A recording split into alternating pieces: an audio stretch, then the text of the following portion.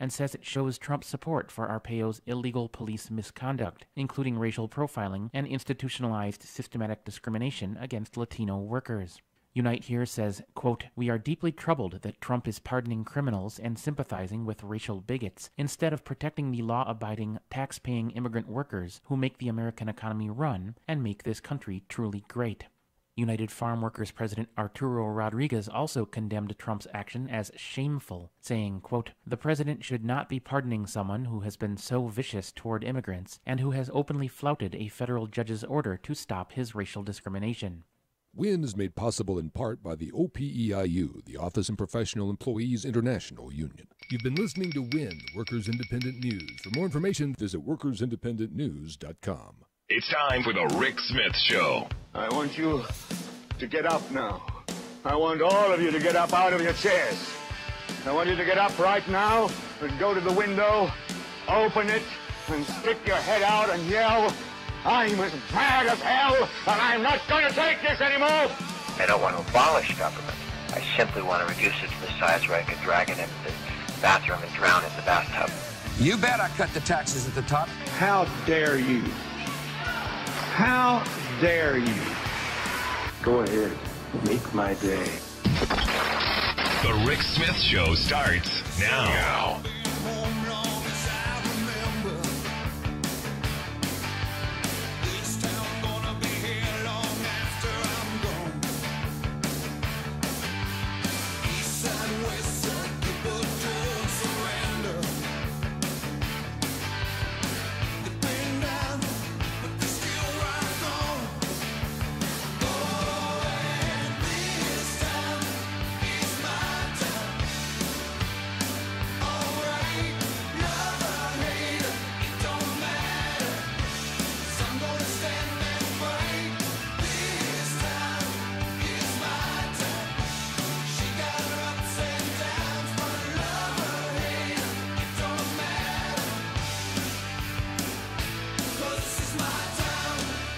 Welcome, brothers, sisters, working class heroes. This is the Rick Smith Show. Thanks so much for being here today on the big program. Lots to get to, lots to talk about. What a tragic weekend it has been, and it's nowhere in sight from what I understand. Our thoughts, our prayers, hopes, all go out to the good people of Texas. These really have been extremely trying days, to be honest with you, and it's not over. It's not over by any stretch of the imagination. But as I said, you know, the rain going to end possibly by the end of the week, and what I'm seeing is the Texas community really coming together, as you know, as we Americans do. Honestly, truthfully, in times of crisis, people come together. In times of crisis, we put aside our political divides. We put aside those petty differences. And, you know, when crisis, when disaster hits, at the end of the day, when the neighbor is in trouble, when they're in need, we extend that helping hand. And, you know, I look at this and I go, you know, I wish that were the case on days when there were no disasters, when crisis wasn't smacking us across the back of the head. And, you know, you look at what's happened in Washington, what's happened in our politics, and, you know, right now, I mean, we're in the midst of potentially a government shutdown at a time when our government needs to be functional. And maybe this is going to throw that all out the window. Maybe the potential shutdown at the end of September is not going to happen. Maybe legislators will come back together in this hour of crisis and say, you know what? We need to stop scoring political points. We need to stop scoring our ideological points. And we need to do the business of we the people. Now, understand, you had Trump last week threatening to shut the government down. Now, think about this. You know, the end of this month, we're going to shut everything down. What's going to happen to these people who are now homeless because their homes have been washed away? And it all comes back to Trump wants his wall. He wants what he wants, like a 2-year-old going to throw the tantrum, wants the wall. He doesn't get the money for the wall, the $1.6 billion that he's demanding for the wall, shut down. Here's the problem. Federal government's only got a limited amount of money and resource. Understand, you've got people, we can't have reserves, we can't have rainy day funds. No, we can't have hurricane funds. Right now, the federal government, as it's been reported, has about $50 billion in cash in reserves. That's down from the $350 billion back in January. So you've drawn down these accounts, you've spent this money, because, hey, it's been a big party the last 7 months. And we haven't been able to reach a deal on how to get a budget, on how to move forward with, raising revenue and spending our money in a judicious fashion. No. And now we're at that debt ceiling again. I've already spent the money. Are they going to pay for it? Right now, the Disaster Relief Fund, which is administered by the Federal Emergency Management Agency, FEMA, has, I guess, at the end of July, had $3.8 billion in hand. They're already obliged to spend $1.6 billion, which leaves them with $2.2 billion to deal with crisis and disaster. You go back to 2005, Hurricane Katrina cost $160 billion. Hurricane Sandy in 2012 cost somewhere in the neighborhood of $70 billion. I don't know about you, but my math, not too bad. The $2.2 billion that FEMA has in this disaster relief fund, nowhere near going to cover what we need. Also, the National Flood Insurance Program, which is supposed to expire at the end of next month, is in debt. They're about $24 billion in debt. And they can only borrow about $30 billion. So again, I come back to our ability to deal with this crisis now is a political one. And the reason I bring this up while the rain is still falling is now is when the pressure is on these people. I saw a bunch of, politicians go on TV this morning going, well, we just got to, we got to bail people out and we've got to, rescue people. No, now's the time to go, that's great. We're going to do that. But are you going to fund the cleanup? Are you going to, after you've had your 2 seconds on TV of saying how we're going to fight this stuff, are you actually going to do anything?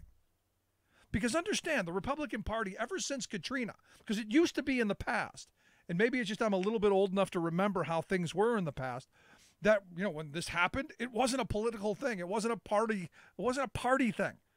It was an all hands on deck. Let's take care of this. Katrina forward, everything seemed to be how are we going to pay for that? Who do we have to take from to pay that, to cause these divisions? And really what it was is a pitting of poor people against each other. Okay, we can help those people stranded on their roofs. We can help those people whose homes have been washed out into the ocean. We can help those people, but what are we going to get out of it? Where are we going to get the money? Who's going to pay for it? Can we cut food stamps? Can we cut farm subsidies? Can we cut Amtrak funding? Can we cut Medicare? Can we let's cut those things. And you go, well, Rick, how did you come up with that list? Well, you go back to 2005 and Operation Offset, which you may remember was the Republican Study Committee's grand plan, headed up by no less than our Vice President Mike Pence, who said, quote, and again, the words come back to bite you in the behind, our Vice President, as head of the Republican Study Committee, while an Indiana state representative, said, quote, we simply can't allow a catastrophe of nature to become a catastrophe of debt for our children and our grandchildren. No, we're going to have to cut those programs. No more education. Cut all that stuff. Instead of going, you know what? We should be raising revenue to cover this stuff. No, I guess we can't do that. And the kind of fake populism that we're seeing coming out of the White House, it's just distressing on such a level. Now, personally, I can't forget, and I have to throw this in here, I can't forget Texas Senator Ted Cruz. If you remember back during the Hurricane Sandy fight over funding to help clean that up, Ted Cruz was one of those people out there trying to block the money for New Yorkers to get help after Sandy. You may remember that. And if you don't, I got to remind you. But here's the thing. Budgets, funding, it's about priorities. And I've said that for a very long time. Budgets are a moral document. It's about your priorities. And I look at President Trump's skinny budget, which proposed an 11% cut to FEMA. Because, we've got to free up more money for military tax cuts, taking health care away from people, all of that stuff. But an 11% cut. And you can go down through the other agencies that he wanted to cut as well that are going to be right now, at this moment, vitally necessary and needed. It's always interesting to me that the people who decry government, oh, the government's bad. Yet when something bad happens, where are they? You got for years, you've got the anti-government folks saying, let's drag them into the bathtub and drown them in the bathtub. Let's restrain what government can do. Let's cut their funding. Let's cut their mandates. Let's cut their ability to react. And then when crisis hits, like now, they complain that, well, it's not there.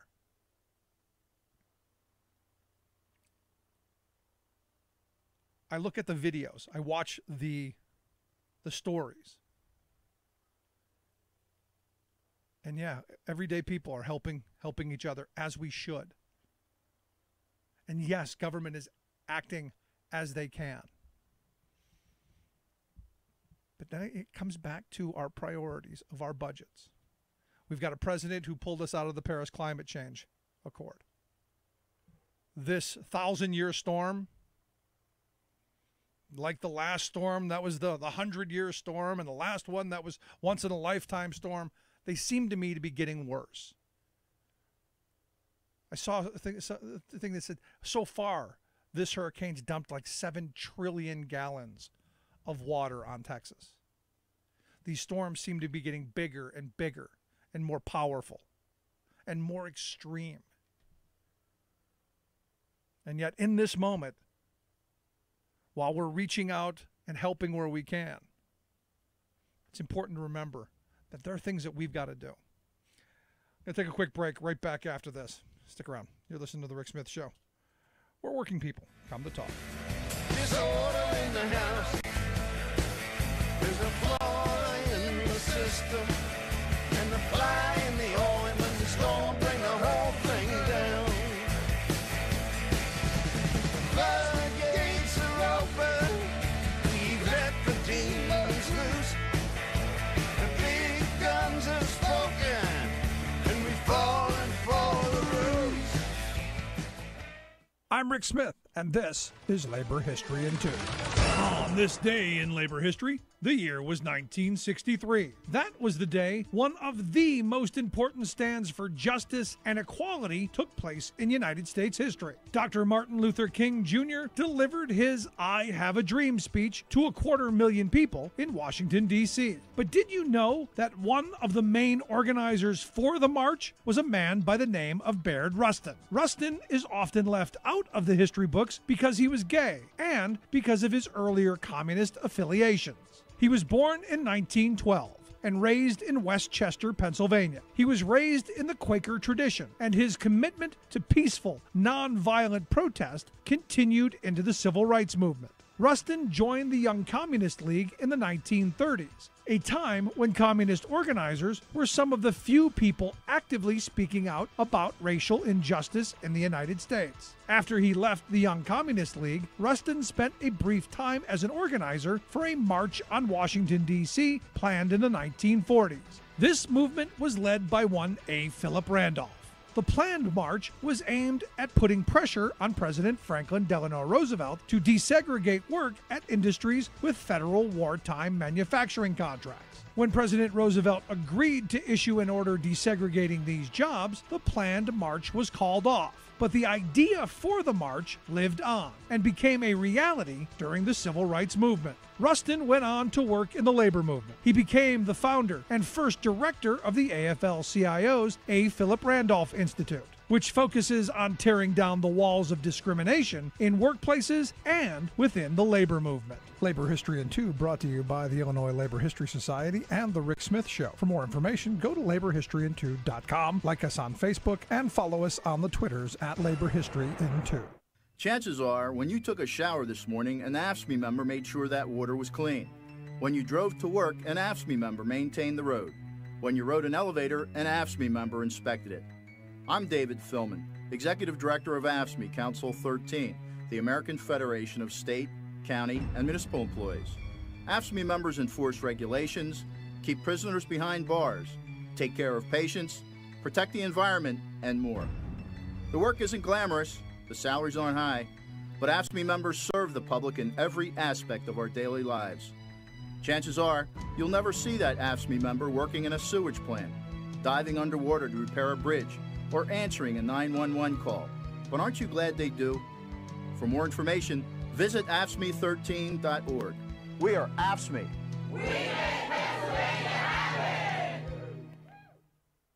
The Rick Smith Show, changing America for the better. Long as I remember, rain been coming down, clouds of mystery pouring, confusion on the ground. Could be through the ages, trying to find the sun. And I wonder, still I wonder, who'll stop the rain. Welcome back to the Rick Smith Show. Check out our website, ricksmithshow.com. So, according to the governor of Texas, Donald Trump will not be visiting Houston during his travel and visit to Texas. And, this is one of those moments where I've always said, and, Bush got a lot of flack for it. Obama got some flack for it. I think the president should stay completely away from Texas, just completely away. You want to help? Send resources. Unless Donald Trump's going to get out on a boat and start rescuing people, he should stay the hell away. Honestly, send all of the entourage and all of the people that we would need to protect him and make his travels. Send them with work boots and gloves and boats, and that would be a much better thing. But the president and all politicos and all of the talking heads and all of the people who just want their couple of minutes on camera, stay the hell away. Honestly, that's the best thing he could do. In my view, the best move this president could do is go golfing. Right now, just go golfing. Stay away. Go do something else. Go complain about something else. Don't make a horrible situation worse. Because as you know, when the president comes to town, there's a whole to do. And I don't know that most people understand just how incredibly difficult a presidential visit is, where they literally weld sewer lids closed along the travel route. Every second, every step meticulously planned out because, look, you don't want the leader of the free world knocked off. You don't. Not even this guy. So stay away. Stay away. For me, that simple. And look, I was thinking about it this morning. Houston is one of those cities where after Katrina, thousands of people were sent to Houston. They're in the Astrodome. And I'm sure you may remember the famous Barbara Bush, I hate to call it quip, but more of a gaffe. Of, oh, look at them. They like it here. They look comfortable. 20-some thousand people, stuffed into the Astrodome. But I started thinking about, these people who fled from Louisiana to go to Houston, and now to have just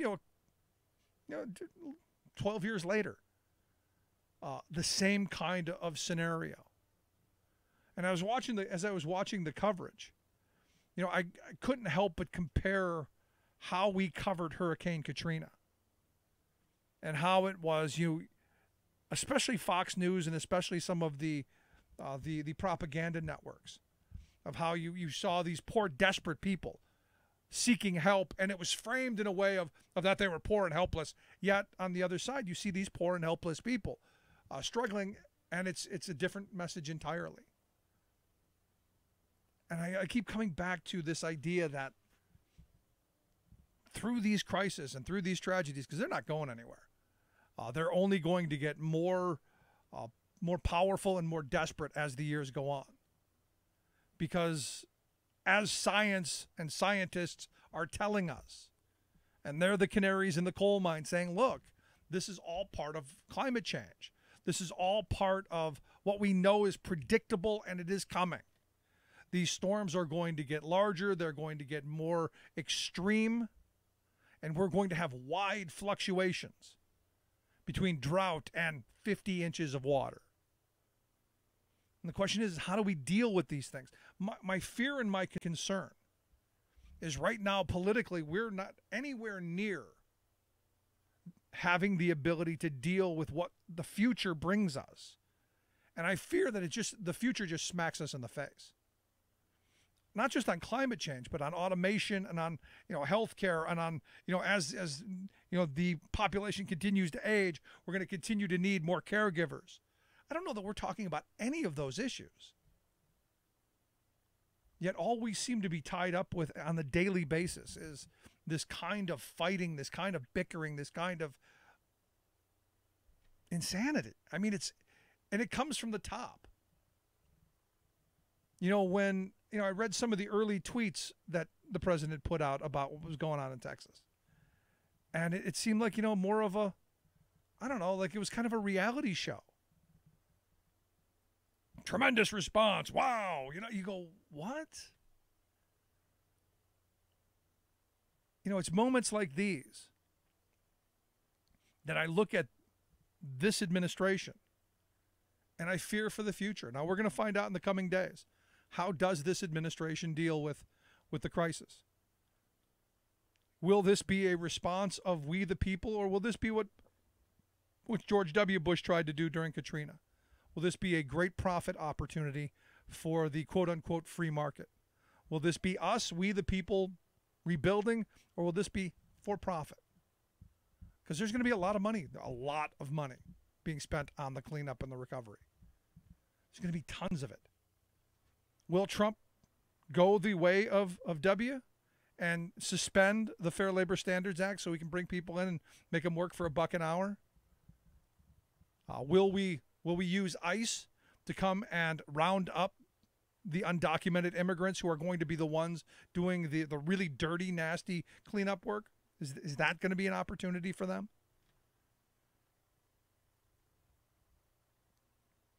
Kind of makes you wonder. Kind of makes you wonder where we're going.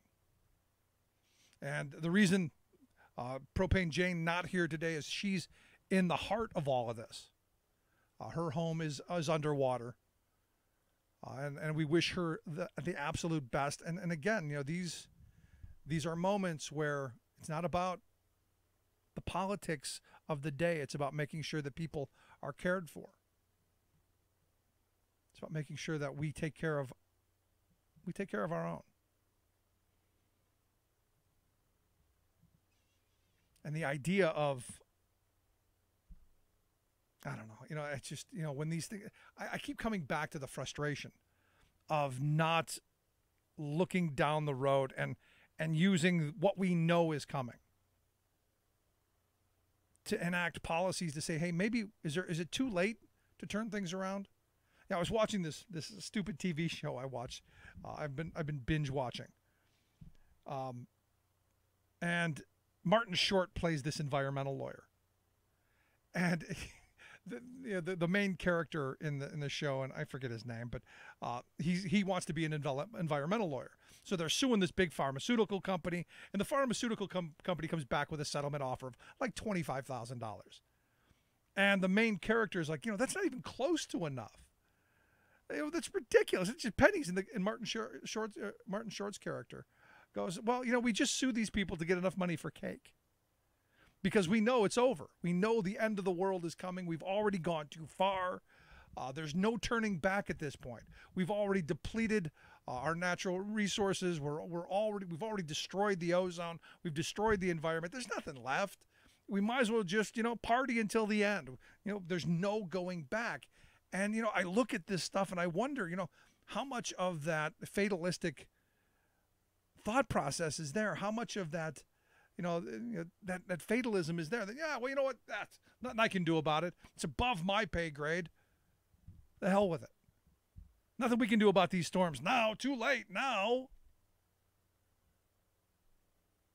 And in 10 years, when we do nothing for the last 10, and these storms get bigger and worse, will we continue with that same idea?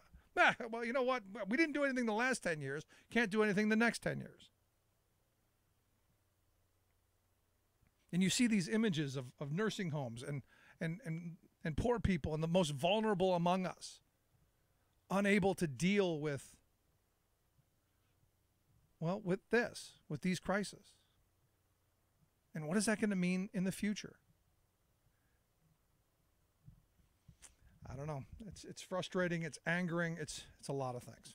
Love to hear your thoughts. You can email me, rick@thericksmithshow.com. I'm going to take a quick break. Right back after this. Riders on the storm. Riders on the storm. Into this house we're born. Into this world we're thrown. Like a dog without a bone, an actor out on loan. Riders on the storm. Where family values are more than slogans. The Rick Smith Show. This is Solidarity News on Radio Labour. This is a Radio Labour special report. I'm Mark Boulanger. The IUF, the global union which represents food, farm, hotel, and restaurant workers, is holding its International Congress this week. The Congress will run from Tuesday, August 29th to Thursday, August 31st. As is the usual practice with international labor conferences, a number of preliminary sessions on particular issues are being held. I talked to the chairs of two of these sessions.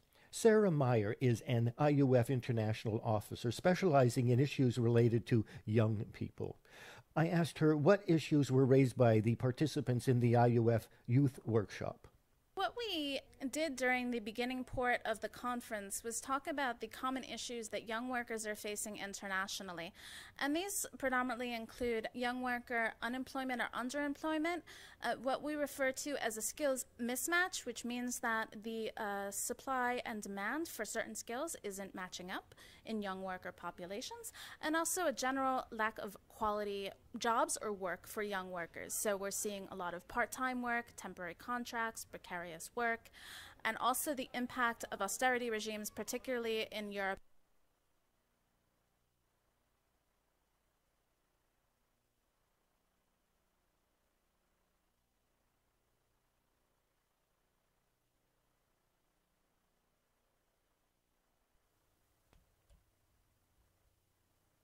Welcome back to The Rick Smith Show. Check out the website, thericksmithshow.com. Seems to have a little technical problem with our computers. Today, again, is another one of those moments where you look at another one of these very bizarre days of it's Monday, and you have to wonder.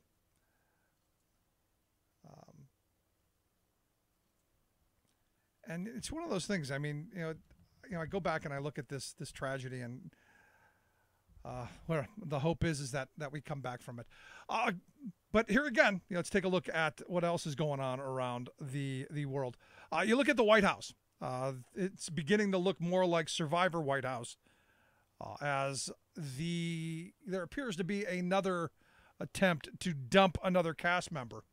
If you saw this on Sunday, Fox News Sunday, Rex Tillerson was on, and he was asked, a whole bunch of questions, but one popped out where he had said that the U.S. is committed to freedom, and he said committed to equal treatment, and he said, I don't believe anyone doubts the American people's values. And Chris Wallace said, and the president's values, And he said, the president speaks for himself. And it was one of those things where I looked at that and as I was reading through some of the transcripts going, is this, again, another moment where people are pushing the president at arm's length and saying, look, he's kind of out there. He does his own thing. But the rest of us, we're kind of over here. The rest of us, we believe what we're selling. And, I saw that and I go, this can't be good, because there's been tons of rumors swirling around that Rex Tillerson's the next to be voted off the island. And, you've got this Secretary of State whom has not done, I don't think he's done his job yet, because they haven't filled any of the State Department positions that normally a Secretary of State does. There's tons of vacancies. And, you go back to Monday's speech where the president was saying, hey, we're going to do all of this. We're going to do all of this diplomacy. We're going to reach out to Pakistan. We're going to reach out to India. We're going to do all of this stuff, and it's going to be great. We're going to do all this stuff, and that's how we're going to win. As if we hadn't done any of that stuff in the past, as if, none of it was done before. We're going to do it now. And, I remember going, really with Tillerson, who seems to be sane somewhat, and I hate to say that he actually seems to be somewhat sane, given the fact that, he's an ExxonMobil guy. Even to the point to where, Donald Trump, it's being reported that Trump is not happy with him. In fact, it's been reported that Trump said Rex just doesn't get it. He's totally establishment in his thinking. And the person that the money is now on, if you're a betting person, the person that the money is now on is Nikki Haley. And I got to be honest, if I'm Nikki Haley, I don't know that I take that. I keep coming back to who in their right mind goes, yep, I want to work for this administration, given the fact that they've gone through so many people. I mean, there's a photo going around of, you had Bannon and you had Flynn and you had a whole bunch of people around Trump. And other than Trump and Pence, they're all gone. There's a big X through all of them.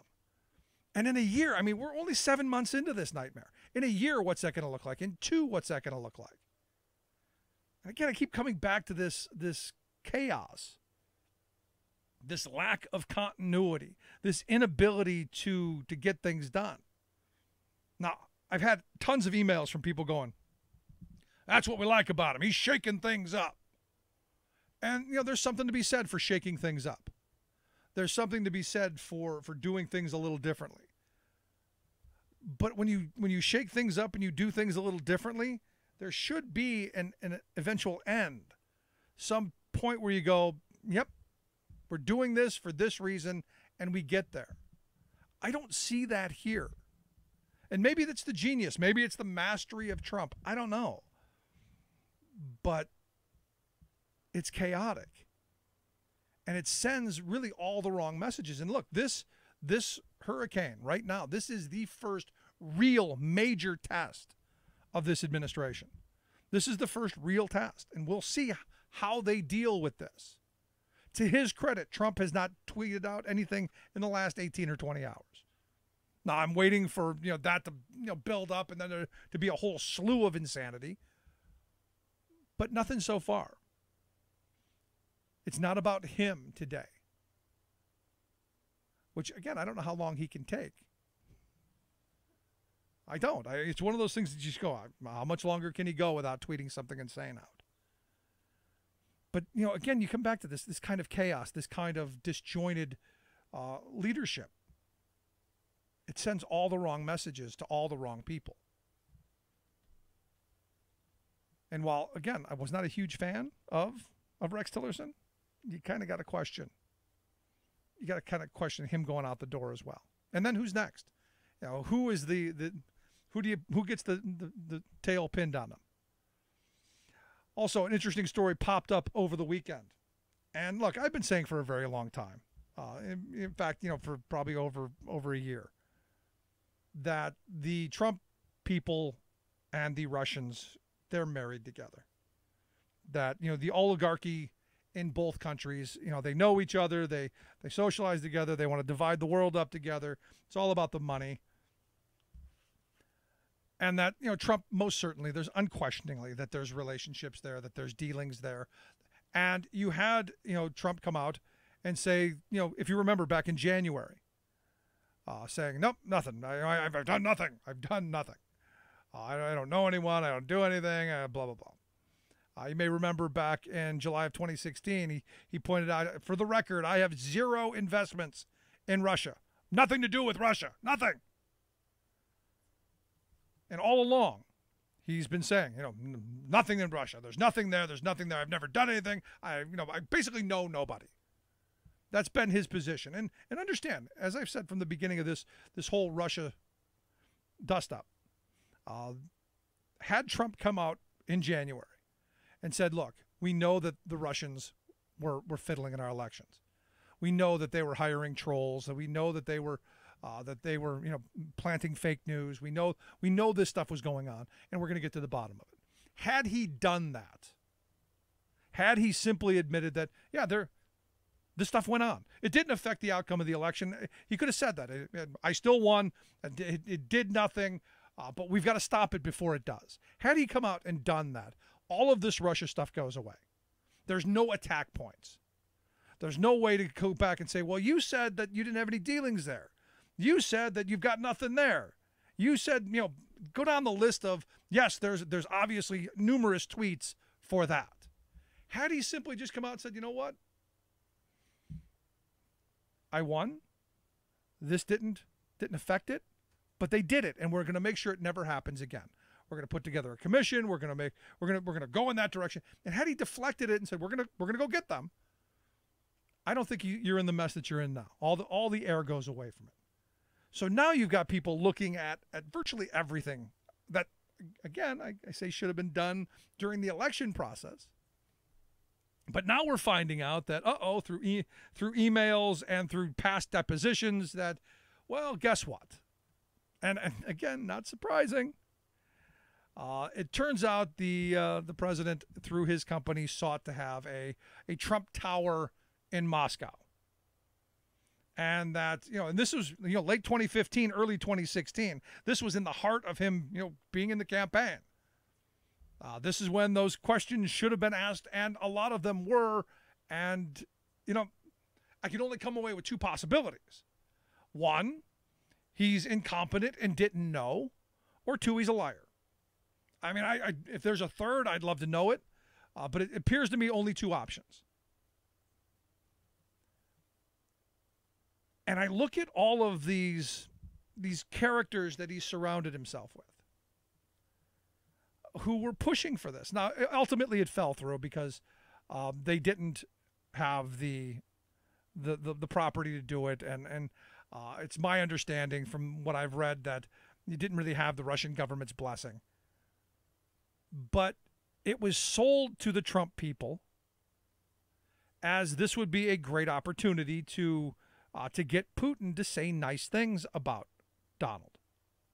You'd have this great, the biggest real estate, project in history, and the Trump, running for president. This would be great. This would be a way to marry up the former Soviet Union, Russia, and the U.S., and it would be fabulous. You'd have the strong man and Putin saying very nice things about the strong man running for president.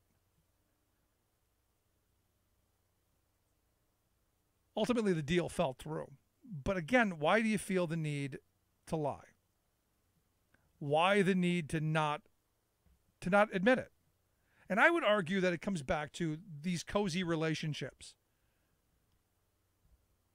Because Trump was talking about wanting to have a building in Moscow way back in 1987. And that was brought out in a 2007 deposition where he said at some point there will be a property in Moscow. He said Russia is one of the hottest places in the world to invest. There will be a place. And he, for decades, was attempting to break into the Moscow area. For decades. And you go, why can you not How did that not come out? How did that not become part of a story during the election? And I would argue that, one, our media was falling down on the job. Two, they loved the ratings.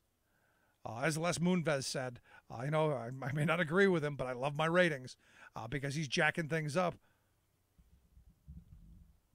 Or three, we weren't paying attention and we weren't asking the right questions. We were just in love with the cult of personality. And the fact that Hillary ran a horrible campaign.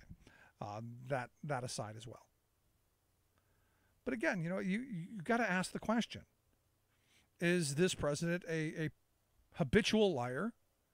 And that, even the very simple things, you can't tell the truth on. My grandfather always said, some people will lie when the truth would be better. You got to wonder, is this one of those moments? Because we all know that they have dealings. The oligarch in both countries have tons of ties, especially as they're buying our properties up. Look, Donald Trump owned a whole bunch of properties in Florida, sold a ton of them to the Russians. We know this. We know where the deals are.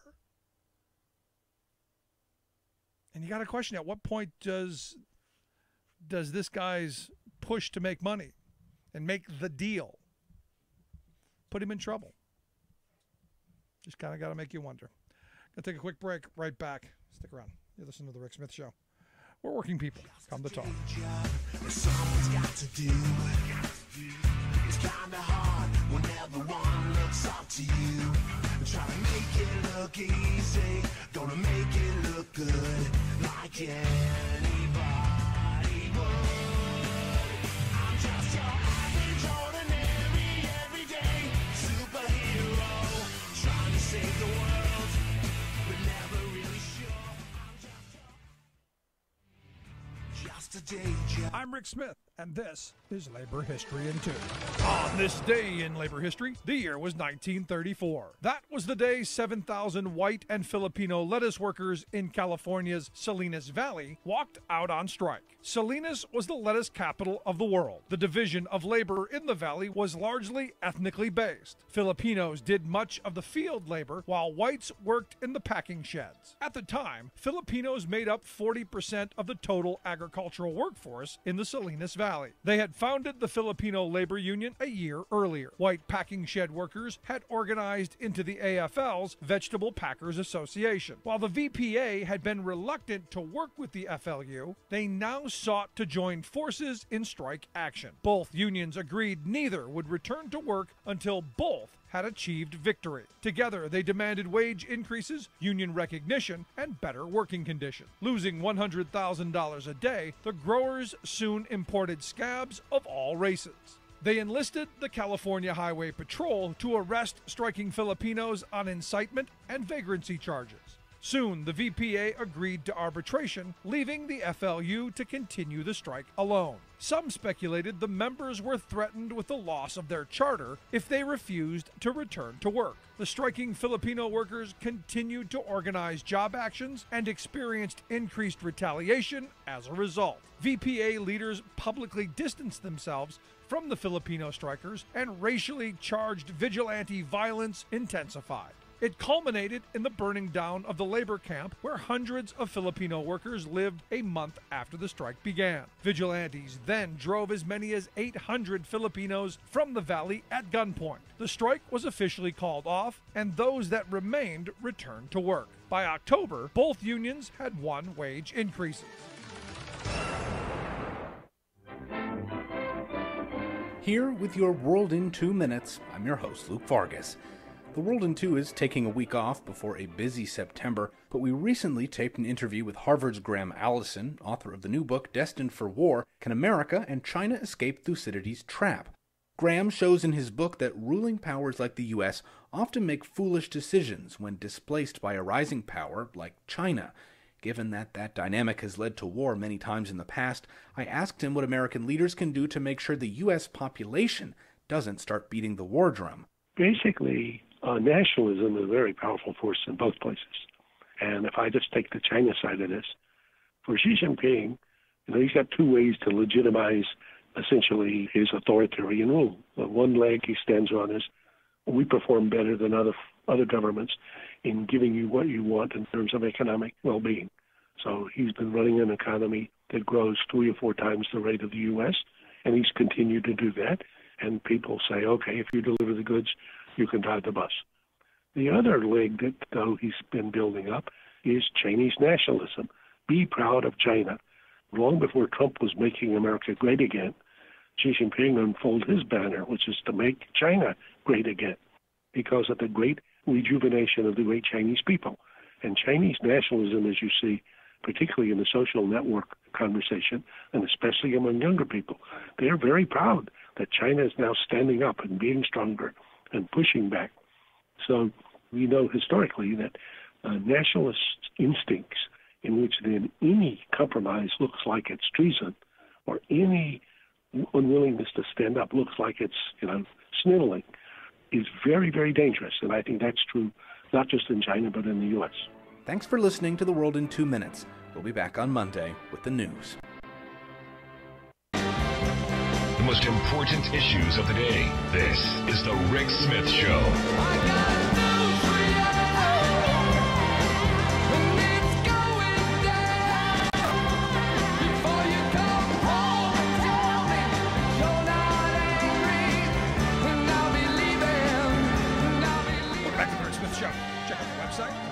Show.com. So Mexico again saying we're not paying for the wall under any circumstances, not doing it. And are we surprised? I gotta wonder if Trump's actually surprised by that. You just gotta wonder. Anyway, let's find out what's going on in Washington, D.C. and around the world. Justin Duckham, Talk Media News. Justin, thanks for taking time for us. Hey, great to be here. And that conversation was leaked with the Washington Post, wherein he all but acknowledged with the president of Mexico that there was not going to be a ability for them to receive payment for the wall from Mexico, saying that was fine, but that the president of Mexico could just not say that publicly, since that would be, lo and behold, bad politics. Yeah, it would be bad. I now remember that. Yeah, but again, you keep coming back to when he kept saying it. Do you think he at any point realized that that's just never going to happen? That's one of those promises that's never going to happen. I mean, that's a good question. I can't honestly see how he could figure that would actually move forward. I think if we were to look at this more logically, he probably figured that this would be, sort of a starting point. He's the master negotiator. You put that out there for the time being, and then you sort of work your way back from there. I think he ultimately thought that he was going to, force them to pay for it through a variety of means, be it tariffs or be it, requiring immigrants from Mexico to send money back to the U.S. government by, putting some extra taxes on money that they sent back to Mexico. But that didn't really pay off once they kind of realized that there was actual real-world economic implications that would come with that. Yeah. So at this point, I think there's sort of a realization that, despite all of the promises and the bluster, there just really isn't a way for, moving forward with that. Yeah, I actually know people who think there was going to be a big cardboard check with a ribbon cutting ceremony. They really thought that Mexico was just going to, here you go, we're going to write you the check. A personal check from the president's account. Mm-hmm. I don't think that's going to happen. No, that's not going to happen. So what's going on in? Obviously, what's just taking all of the news is what's going on in Texas. Anything else? The president is going to be holding a press conference a little bit later today. This is going to be a joint one with the president of Finland, and this will likely have the first chance, to hear from the president himself over some of the big announcements he made on Friday. These, of course, include the, unceremonious departure of Sebastian Gorka, the pardoning of former Sheriff Joe Arpaio, which has certainly caused a lot of controversy, not just here but across the country, as I'm sure you and your listeners are well aware, and the, formal orders to essentially ban transgender troops from enlisting in the military and the legal headache that is likely to come from that. So, hopefully we'll get some additional insight into some of the bigger issues today, along with some updates on the, hurricane response and the president's trip, which is, from what I can tell, still planned for tomorrow. But, for right now, that's kind of the big item of the day that we're waiting on. Yeah, I say he should stay as far away from Texas as possible. And, that's something that George W. Bush did in 2005. He very publicly said that the reason he did not land sooner or, immediately in New Orleans after Hurricane Katrina was to avoid, getting in the way of first responders, to prevent himself from impeding the rescue work that was going on. And I agree with that. And, yeah, no, exactly. And, he obviously had some political consequences at the time, but in the long run, we can look at that as mature adults and say, yeah, that probably made a good chunk of sense. And it probably won't really help people to have, Trump on the ground for a quick photo op. Yeah, unless he's going to show up with boots and gloves and a boat and start bailing people out, stay away. I mean, that's another good point. We do know that he has a helicopter. We do know that he has private planes and whatnot. I have not yet seen any, helicopters with the Trump logo on the side of him performing any rescue missions. So I guess we'll just have to keep an eye on it. See, now, right there would be a perfect PR stunt. You could just have the big Trump plane go over top and drop stuff, like dropping big boxes of food and rations and all kinds of stuff. It would be a great photo op, wouldn't it? I mean, he was willing to send him to Iowa for the primary, so I couldn't see why he wouldn't send him to Texas.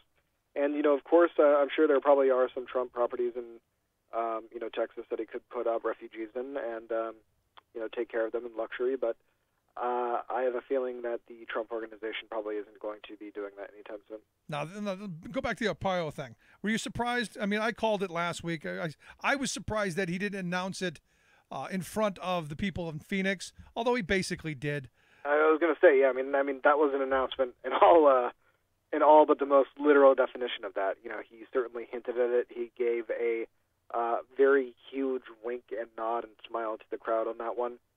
So not necessarily surprised that he did it, but more surprised at the fact that, the White House wasn't really ready to acknowledge why they did it, beyond his sort of statement saying that he has a long, proud history enforcing tough laws and whatnot, when there were some, huge questions emerging over the departure that this has from the traditional norms for pardoning people, as well as the fact that this was the quintessential classic Friday news dump, in the sense that this was, passed while people were certainly watching much other, more immediate, scary concerns. Yeah, but I don't know how anyone would miss this one. I mean, you look at it, this guy deliberately and with forethought and malice broke the law of which he was told specifically to stop, and yet now the message that you've sent is the law doesn't matter. Which is, what's really interesting about this. Joe Arpaio was not really charged for, having a rough police style. He wasn't charged for violations of, civil rights or a lot of the stuff that has come up after that. He was charged for violating a court order, holding them in criminal contempt, of course, due to the fact that he was practicing racial profiling, but not specifically for the racial profiling itself, which he was told to stop. And that is what really makes this all the, more mind-boggling. The fact that, this was a very basic legal issue, and this, absolutely counters the, I'd actually say both the law and order aspect of the Trump campaign as well as the drain the swamp one, considering that Arpaio was a very early political ally of the president. Yeah, I mean, you look at this, and again, I've had so many people say, "Well, the Obama weaponized the State Department, and they went after him, and this was, he was just doing his job." I'm going, no, this is not that. You could make an argument. We could have an argument if that were the case. If there was a law in the books and he was, found guilty of breaking that. This was the court telling him specifically, look, do not do this anymore. He had his warning. Yeah, I mean, it also ignores the appeal process that would be in place for that. And, again, this was, as you mentioned, he did have his warning. It was pretty much set in stone, and he went on to pretty much brag about it, which, again, goes against the expected norm of granting clemency or commuting a sentence only when remorse is expressed. And in this instance, we have not seen any. So let me ask you this, going back to the hurricane and money. There was the talk of a shutdown, a government shutdown at the end of September. This kind of throws a wrench into that, doesn't it? One could hope so, I would imagine. I mean, we are going to have, when Congress returns, probably a robust discussion on how exactly the recovery efforts are going to be moving forward. On Friday, the president, approved the disaster declaration request that came in from Greg Abbott. But this, certainly makes it harder to pretty much play politics and force Congress's hand and, do all of the sort of wrangling that you would generally expect than it was just a couple of days ago. This sort of, sets a much different tone in Washington. Yeah, I mean, at the end of it, with FEMA being, and I go back to, as I said earlier, the Trump skinny budget wanted to cut 11% of FEMA's funding, and you go, they don't have the money on hand to deal with this disaster. I don't know that the money's coming, and the other question is, will the Ted Cruzes of the world who tried to hold up the Sandy money, will Pence and the others who tried to hold up the Katrina money and hold people hostage, will we see that same movie played over again? Well, I mean, we won't, because this is Texas, frankly. I mean, they have a large congressional delegation, one that's made up of various political stripes, and a lot of the troublemakers that we would usually see in this regard are actually members of the Texas delegation at the end of the day. Ranging from Gohmert to Ted Cruz, as you mentioned, just as well as I believe Jeb Hensarling as well. Almost positive on that front. I could be wrong. But either way, we've already also seen some people who, were affected by the Republicans' decision in 2012 coming out as well and saying that they are not going to be doing the same thing in this regard. Representative Peter King from New York, tweeted this weekend that despite the fact that, Republicans like Ted Cruz and others tried to, stall funding for his state until there was immediate pay-fors put forward, he was not going to do the same thing. So I think the fact that there is a Republican president, frankly, is probably going to help the situation. There's not really a desire to prevent an immediate political win like there most likely was under the Obama administration. And the fact that, the backyard that this is falling in right now has a lot more sympathy in Congress than New York, which is unfortunate. Yeah, I mean, I look at this and you got to wonder, because again, you go back to the ideology. Do you believe what you believed during the Obama years? Are you this Operation Offset? Do we have to take it from poor people to help? It's going to be interesting to see how that plays out once the rain stops.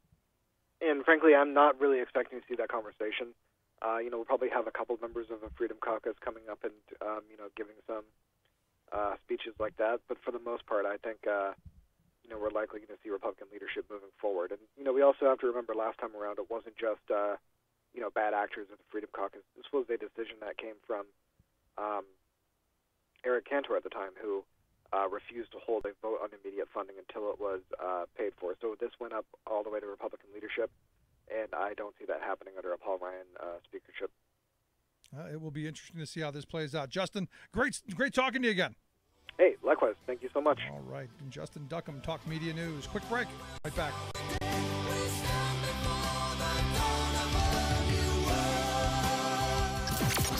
Radio of, for, and by we the working people. The Rick Smith Show. You're listening to The Rick Smith Show. For more information, go to thericksmithshow.com. If you've missed any portion of the program, you can download the podcast at thericksmithshow.com. You're listening to WIN, Workers Independent News, a diversified media enterprises production. I'm Doug Cunningham. International Association of Machinists and Aerospace Workers Local 701 auto mechanics are entering their second month of their strike at 185 Illinois auto dealers. Local 701's Sam Cicinelli says a big issue is auto mechanics' wages getting shortchanged roughly 6 hours a week.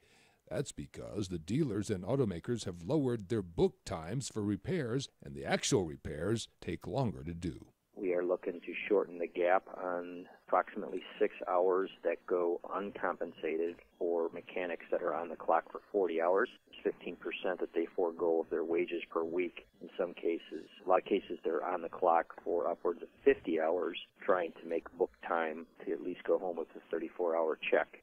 Cicinelli says that federal mediation sessions are attempting to help reach a deal to end the strike. He says the 1,944 striking Local 701 mechanics have gotten a lot of public support and backing from other unions. Cicinelli says the striking mechanics are unified and their fight is a middle-class workers' fight, and they want to thank the public for supporting the strike. This is a middle class ringing the bell to keep the middle class preserved. We're fighting their fight. We're fighting everybody's fight, even the ones that don't have a voice in the workplace. So thank you so much for your support. Our members truly appreciate it. We will prevail. I'm confident of that. Out of 1,944, we only have 4 people that cross the picket line. Joanne Powers has more labor news. Labor unions have joined the torrent of vocal criticism directed at Donald Trump's pardoning Friday of former Maricopa County, Arizona Sheriff Joe Arpaio. Arpaio was convicted for refusing to comply with a court order to stop racial profiling practices. Unite Here, primarily representing workers in the hospitality industry, mobilized Latino voters to oust Arpaio last November after the sheriff spent years terrorizing and harassing Latino workers, regardless of immigration status. The union described the pardon as an attack on immigrants writ large and says it shows Trump's support for Arpaio's illegal police misconduct, including racial profiling and institutionalized systematic discrimination against Latino workers. Unite Here says, quote, "We are deeply troubled that Trump is pardoning criminals and sympathizing with racial bigots instead of protecting the law-abiding, tax-paying immigrant workers who make the American economy run and make this country truly great." United Farm Workers President Arturo Rodriguez also condemned Trump's action as shameful, saying, quote, "The president should not be pardoning someone who has been so vicious toward immigrants and who has openly flouted a federal judge's order to stop his racial discrimination." WIN is made possible in part by the OPEIU, the Office and Professional Employees International Union. You've been listening to WIN, Workers Independent News. For more information, visit workersindependentnews.com. Lessons of the past were all learned with workers' blood. The mistakes of the bosses we must pay for. From the cities to the farmlands in trenches full of mud.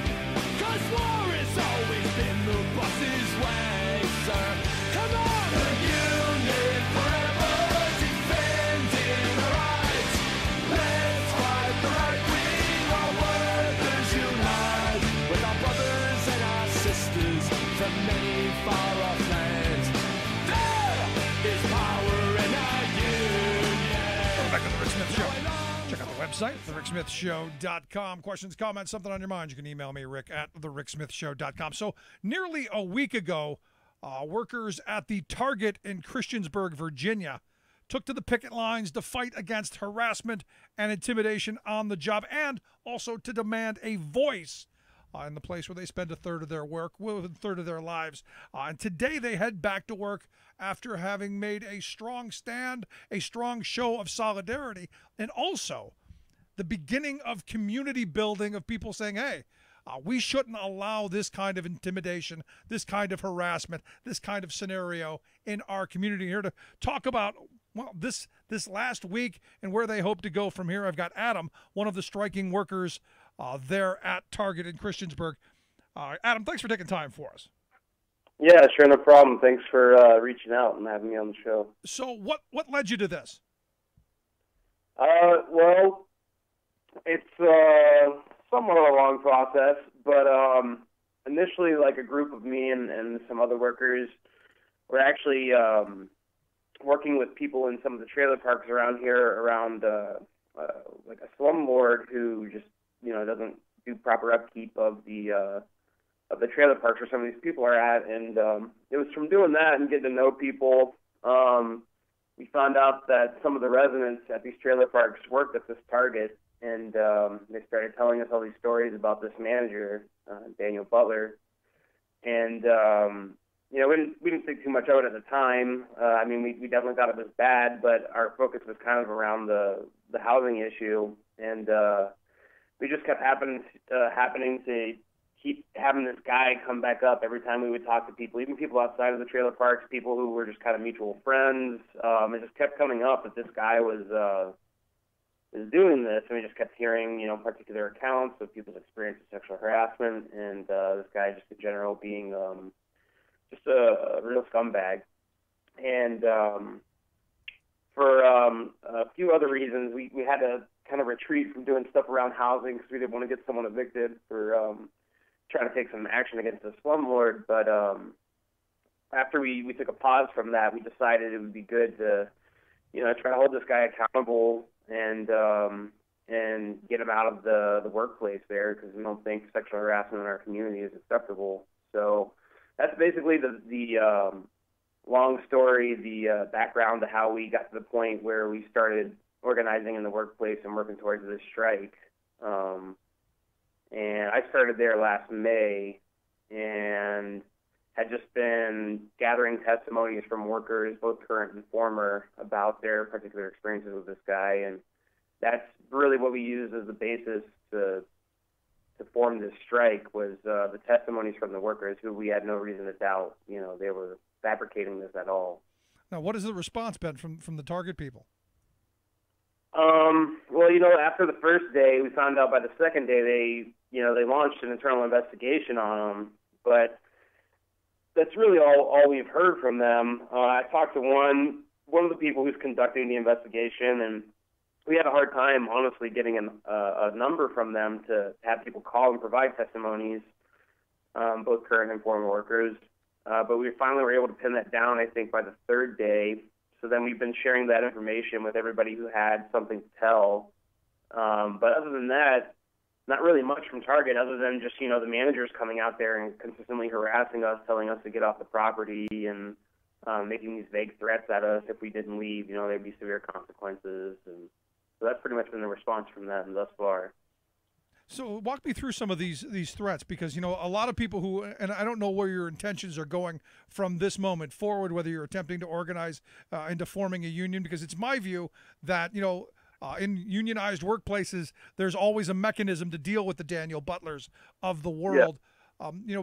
But, in looking at that, what was the direction that you were going? Are you looking at forming a union and moving forward, or was this just really a single protest against this guy and that? Well, we only had two demands with the strike, and one was, the firing of Daniel Butler, and the second was forming an independent workers committee, or having that recognized by Target at least. It's not a union per se; it's just more so to give Target notice, but also the workers really try to get the idea in their head that there's a need for us to be organized, whether we're in a union or not. And we don't have to be in a union to be organized. And I know that there's certain legal protections by being a union, but honestly, I think the call for trying to form a union is a very long-term and grueling process, and doesn't always succeed, and can be pretty demoralizing if you don't, win that election. Like I think the Nissan vote that happened down in Mississippi not too long ago. I think that's, on some levels, I'm sure it was positive that it got to that point and they almost won. But the fact that they still lost is also, I'm sure, demoralizing the workers as well. So for us, the question isn't so much about unionizing versus not unionizing. The question is more so getting organized and understanding that as workers at the store, we have to be organized for our own interests, because we cannot entrust the management to represent our interests. And that's basically what we're trying to do from here on out. And we're trying to use, what's happened with Butler and the total inaction of the management for his entire time he's been working there, that, they're not gonna act on the interests of the workers, and that's entirely up to us. So going forward, our plan is to actually try to show the workers that you can do this sort of thing. You can enact on your labor rights, you can go on strike, you can engage in concerted activity, and you can keep your job, which today we're actually going to return with our return to work letter.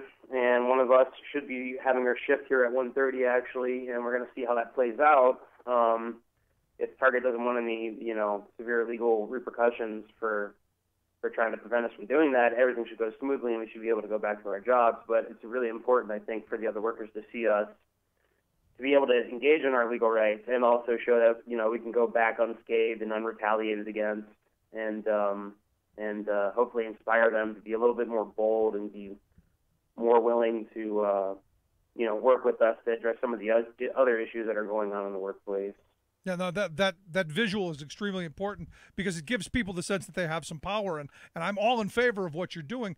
What kind of response are you getting from the community? What kind of response are you getting from people who are going in and out of the stores? Because as I was reading, it looks like, as you've pointed out on your website, That and nrvstrike.org is the website. We'll get a link at the ricksmithshow.com. But as you point out, they haven't met their sales goals for the last couple of days. And in fact, one of the local universities stopped a shuttle that was supposed to go back and forth as well because of this. What kind of response are you getting from the community? I think in general we got the public's support. We have the local community support. There are people who are either disinterested or not so sympathetic to what we're doing, but I don't think that they're a very strong current in our area. Granted, this isn't a union town. Labor organizing is not a normal thing that's going on around here. Strikes never really happen around here. There is a little bit of a union presence, but it's not very significant. But I think in general, it's just, the issue of sexual harassment, I think especially amongst the women in our community, is not something that people take lightly. So, I think we just garnered a lot of support off of the basis of that alone. And we have been gathering signatures with a petition while you're outside of the store, and we've gotten several hundred signatures during this process from the customers and from a few of the workers stating that they support our demands, both the firing of Daniel Butler and the recognition of our workers committee. So I definitely think we got a lot of support, and the unions really did step up and come out and support us for the majority of this time and join the picket line and offered whatever resources they could. We had local politicians coming out running for office, some Democrats, so that helped us give us more legitimacy in a lot of people's eyes.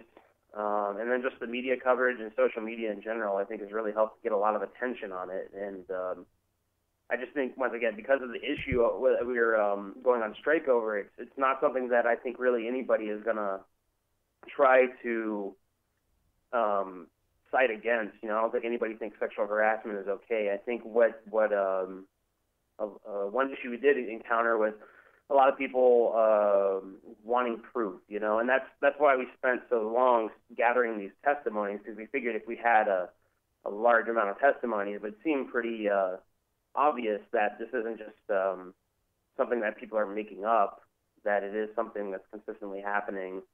And granted, a lot of people want to try to default all this to the legal system and say, well, why didn't you go to the cops? Why didn't you file a lawsuit? But I think when people are asking that, a lot of times it's just for whatever reason, they have their skepticism and they're just wanting to play devil's advocate. That and probably a lack of knowledge of understanding, like, the legal system is actually not really that friendly towards workers in general and also towards women and having to deal with sexual harassment. No, you're absolutely right. And at the end of this, maybe what you guys are doing is the new form of organizing in this country, the new form of workers taking back their conditions, their wages, their hours, and fighting locally on the job front. Because at the end of this, it's my view that the more empowered, the more engaged workers are in their conditions, the better it's going to be for all of us. Because look, nobody wants sexual harassment. Nobody wants the kind of intimidation that not just in your workplace, but in many workplaces across this country we see every day, and people feel powerless and helpless to stop it. But what you guys are doing, I think, is taking that huge first step in moving us in the right direction, I think. Yeah. When we did this, like, our main thing was to get this guy fired, and that's important to us, and we don't want any workers to have to experience that. It's unacceptable.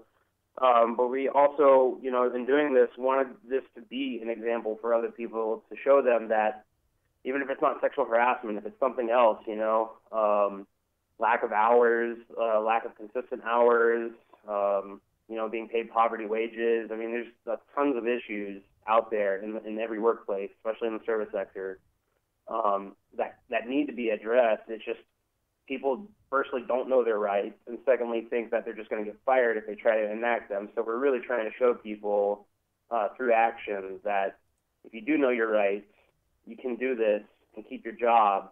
And we were able to do this with only a handful of us on strike and a handful of supporters initially. We're not paid organizers, we're not union members. No one put us up to this. This was entirely grassroots, and I think we've punched well beyond our weight with all this, and showing that even with just that small group of people, we can accomplish a lot. And I'm hoping people can see this and think, well, what would have happened if we had, say, 12 workers on strike with us or 24 workers on strike? Imagine how quickly Target would concede to our demands, or how quickly we could transform the workplace conditions.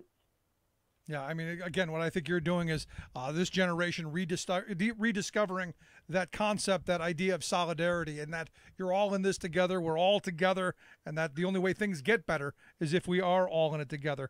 Adam, I look, great on you. I look forward to hearing more as this continues down the road. I appreciate you taking a little time for us. Yeah, thank you for reaching out once again. Good stuff, good stuff. Let's take a quick break. Right back, 1-888-520-RICK, 1-888-520-7425. This is The Rick Smith Show. Firefighters, my friend, and the kids locked in the Capitol are fighting till the end. And we're not gonna break tonight, and we're not gonna bend. Some say the union's down, but I asked around, and everybody said, this is a union town, all down the line. This is a union town, all down the line. And if they come to strip our rights away, we'll give them hell every time. This is a union town, all down the line. Remembering that united we bargain, divided we beg. I'm Rick Smith, and this is Labor History in 2. On this day in labor history, the year was 1963. That was the day one of the most important stands for justice and equality took place in United States history. Dr. Martin Luther King Jr. delivered his I Have a Dream speech to 250,000 people in Washington, D.C. But did you know that one of the main organizers for the march was a man by the name of Bayard Rustin? Rustin is often left out of the history books because he was gay and because of his earlier communist affiliations. He was born in 1912 and raised in Westchester, Pennsylvania. He was raised in the Quaker tradition, and his commitment to peaceful, nonviolent protest continued into the civil rights movement. Rustin joined the Young Communist League in the 1930s, a time when communist organizers were some of the few people actively speaking out about racial injustice in the United States. After he left the Young Communist League, Rustin spent a brief time as an organizer for a march on Washington, D.C., planned in the 1940s. This movement was led by one A. Philip Randolph. The planned march was aimed at putting pressure on President Franklin Delano Roosevelt to desegregate work at industries with federal wartime manufacturing contracts. When President Roosevelt agreed to issue an order desegregating these jobs, the planned march was called off. But the idea for the march lived on and became a reality during the civil rights movement. Rustin went on to work in the labor movement. He became the founder and first director of the AFL-CIO's A. Philip Randolph Institute, which focuses on tearing down the walls of discrimination in workplaces and within the labor movement. Labor History in 2 brought to you by the Illinois Labor History Society and The Rick Smith Show. For more information, go to laborhistoryin2.com, like us on Facebook, and follow us on the Twitters at Labor History in 2. Chances are, when you took a shower this morning, an AFSCME member made sure that water was clean. When you drove to work, an AFSCME member maintained the road. When you rode an elevator, an AFSCME member inspected it. I'm David Philman, Executive Director of AFSCME Council 13, the American Federation of State, County, and Municipal Employees. AFSCME members enforce regulations, keep prisoners behind bars, take care of patients, protect the environment, and more. The work isn't glamorous, the salaries aren't high, but AFSCME members serve the public in every aspect of our daily lives. Chances are, you'll never see that AFSCME member working in a sewage plant, diving underwater to repair a bridge, or answering a 911 call. But aren't you glad they do? For more information, visit AFSCME13.org. We are AFSCME. We make Pennsylvania happy!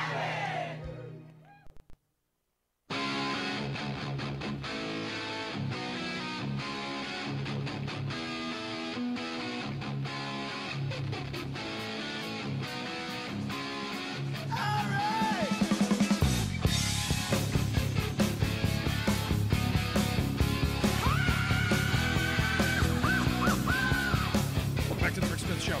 I look at what those folks are doing, and again, check out their website, nrvstrike.org. You can also follow them at nrvstrike. But you look at what a handful of people have done. And what they're saying is, you know what, we're not going to tolerate these kind of conditions. We're not going to tolerate a boss who's going to, and some of the stories, really, you got to take a couple of minutes and go to their website and read through some of the things that have gone on with this guy. And it's not unlike things we've seen in the past. We are at a time in history where union density is, in the private sector, is a little over 6%. We're almost back to where it was when it was illegal to be a union member.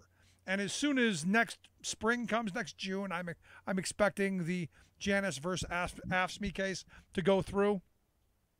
The 34% of union members in the public sector, I expect that to go down probably by half, which means the money to defend workers and to fight for better wages and hours and conditions, and the ability to advocate for workers, not just in the public, but also the private sector, will effectively be diminished, even more than it is today. So it's going to take, again, to relearn the history of the labor movement, to relearn what it took to build the most prosperous working class in the history of civilization. That small window from the end of World War II up until the middle 70s, where the boss and the employee, they were in the same ballpark. They could sit in the same room. We're now destroying that to where, again, you've got the robber baron class, the elites, the corporate titans, the Wall Street hedge fund folks. You've got the wealth class, sitting way up on the high. And then the rest of us, regardless of what you do for a living, then there's the rest of us who are struggling to make ends meet. We're on the treadmill fighting, and we're on the treadmill trying to put dinner on the table and a roof over the head, and we're constantly struggling. And from up top, they keep throwing divisions at us. Women, men, women against men, whites against blacks, whites and blacks against Hispanics. And, they're beautiful. They really do this well. They have figured out through, centuries of divide and conquer policy and thoughts of how to slice and dice us into small subgroups that they can then pit against each other at will. And you see this all the time. I look at what these folks are doing there in Virginia and saying, maybe this is the beginning of the kind of worker militancy that we've so desperately needed. The New Deal brought us an era of labor peace. And I've been saying for a while, when do we, the working people of this country, declare the end of that labor peace? Because it's been imposed on us for the last 30, 40 years in a way that it was never meant to. I like, as one guest I had on a number of months ago said, we have the calcification of labor law. All of these bad decisions have piled up to the point to where, honestly and truthfully, workers have very few rights left. And, it's my view that come next June, when the Supreme Court, thanks to Donald J. Trump's appointment of anti-worker Neil Gorsuch, the second that happens, the second that the Abood decision is thrown out, and it's the end of people paying their fair share, and we have a freeloader society in the labor movement, it will be interesting to see where we go. Do we continue further and further towards even worse inequality? Because I predict that's where we had. And I've been saying for a very long time, and I never want to be right in saying this stuff, that maybe things only change when you have crisis, when you have desperation, when you have the kind of inequality that makes children's stomachs empty. When parents have to look in their children's face and go, I can't help you, I can't feed you any longer. Maybe that's when things change. We've seen this movie, we've been here, we've lived this. But do we have to continue to do it? And I look at, at the end, Adam talked about the kind of inequality that many of these low-paying jobs bring. the poverty wages, the having to live in trailer parks and poor conditions, dealing with slumlords and people who are constantly trying to take advantage of you. And then to have to work for somebody who is a predator. We've seen this before. This is not new.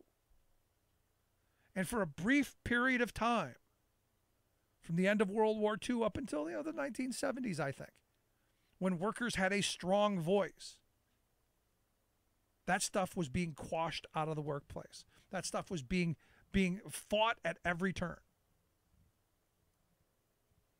And again, I keep coming back to this.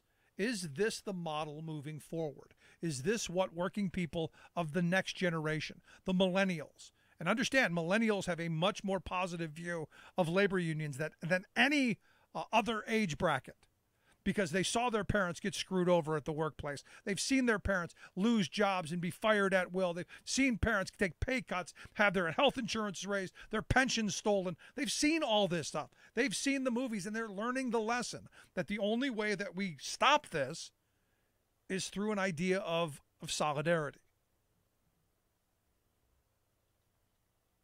I keep coming back to the question being, though, what about the rest of us? When do the rest of us say no more? I kept hearing during the Great Collapse, during the Bush collapse of 2008, and then the massive recession for many and depression for many others that ensued, I kept hearing people say, well, I'm just happy to have a job. Yeah, granted, the wages are going down. We're taking pay cuts. Granted, the health insurance costs are going up. Granted, they froze or stole our pensions. Granted, I'm doing twice the amount of work I used to do, but I'm just glad to have a job. When do we wake up and say, you know what? We have to stop this kind of thinking. And I hope it is that, these folks right here. Good on them.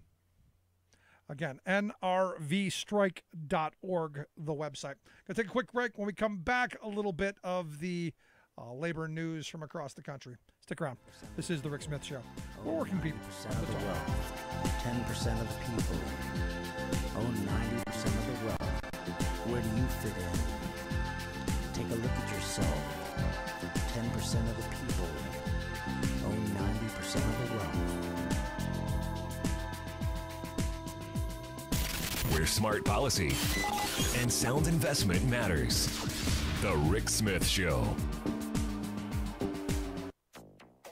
It's sort of like home on the range where never is heard a discouraging word, and the coal dust isn't toxic all day. Trump administration halts study on health impacts of mountaintop removal coal mining. New Orleans still grappling with flood emergency as potential hurricane brews in the Gulf of Mexico. Volkswagen is bringing back the iconic minibus, and this time it's electric. Plus, California again proves Trump wrong. Climate regulations actually boost economic growth. Shocking. All of those stories and more straight ahead. From BradBlog.com, I'm Brad Friedman. And I'm Desi Doyen. Stand by for 6 minutes of independent green news, politics, analysis, and snarky comment. We have become an energy exporter for the first time ever just recently. That's true. If by recently he means May of 2011. Thanks, Obama. This is your Green News Report.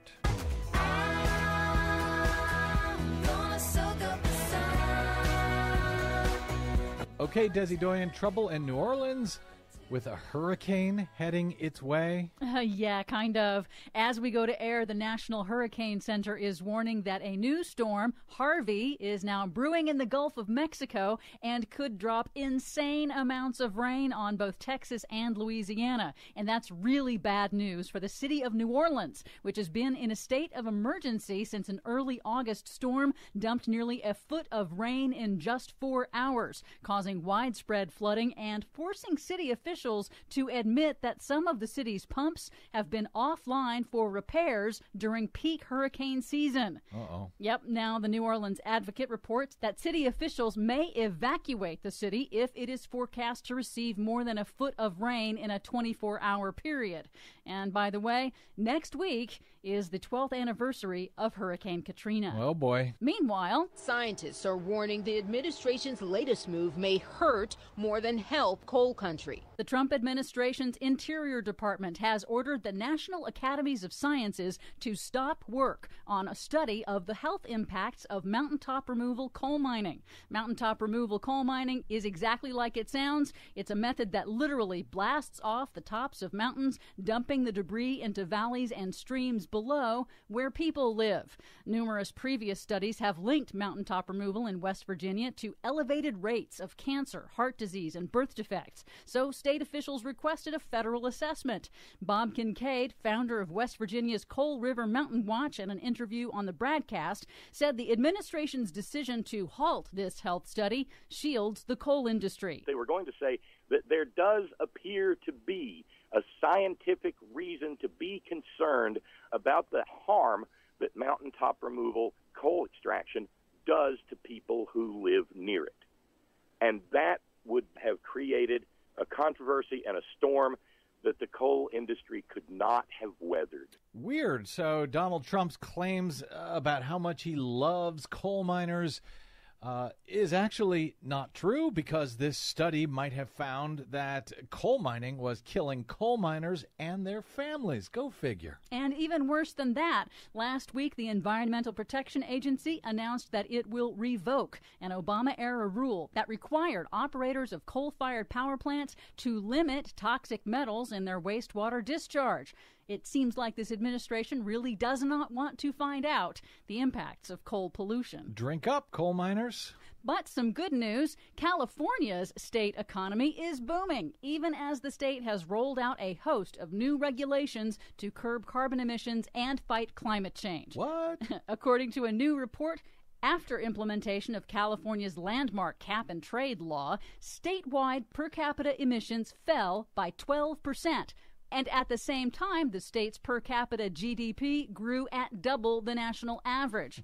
For every one fossil fuel job, the state now has 8 renewable energy jobs. And since the launch of cap and trade, California now leads the nation in the number of clean energy patents and is now the most energy productive economy in the world, meaning it uses the least amount of energy for every dollar of economic activity. So when Donald Trump told us in Phoenix that the Paris Climate Accord would kill jobs, California made him a liar yet again? Yes, it did. Not hard to do. Finally, it's official. German car maker Volkswagen, while trying to redeem itself after being caught cheating on pollution standards in the U.S. and Europe, announced this week it is bringing back its iconic Volkswagen minibus in 2022. Only this time, that minibus will be all electric. Cool. How about an electric bug? Where's that? Hopefully coming soon. Still waiting on you, Volkswagen. For much more on all of these stories and the many we couldn't get to today, check out our website at greennews.bradblog.com. Don't forget you can download our reports anytime via Stitcher, TuneIn, or iTunes. Find us, follow us, and share us worldwide on the Facebooks and the Twitters at Green News Report. I'm Brad Friedman. And I'm Desi Doyen. And this has been your Green News Report. Beep, beep, beep, beep, yeah. Beep, beep, beep, beep, yeah. Standing tall against a multinational corporate agenda. The Rick Smith Show.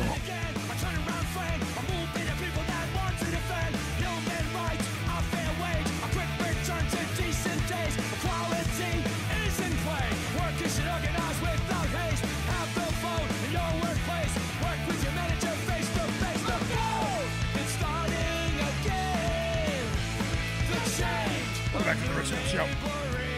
Check out the website, thericksmithshow.com. Questions, comments, something on your mind, you can email me, Rick at thericksmithshow.com.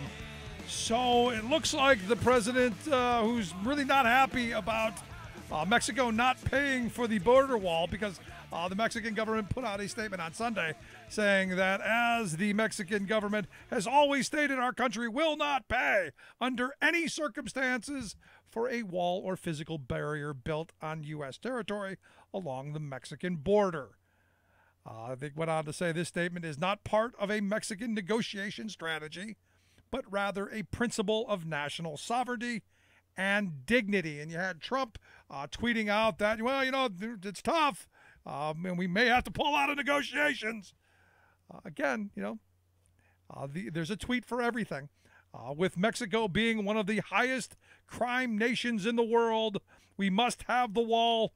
Mexico will pay for it through reimbursement or other.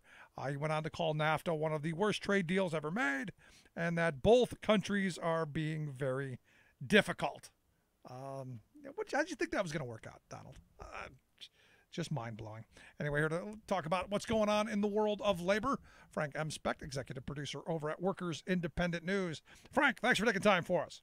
How are you this morning? It's an interesting weekend. Most certainly an interesting weekend, given the fact that, a couple trillion gallons of water falling on Texas. You've got the wall, you've got Arpaio, you got all this stuff going on. Well, I guess the interesting thing about Texas, since you bring it up, is that they, at least the governor, doesn't believe in climate change. So I think one can conclude that it probably is not raining in Texas.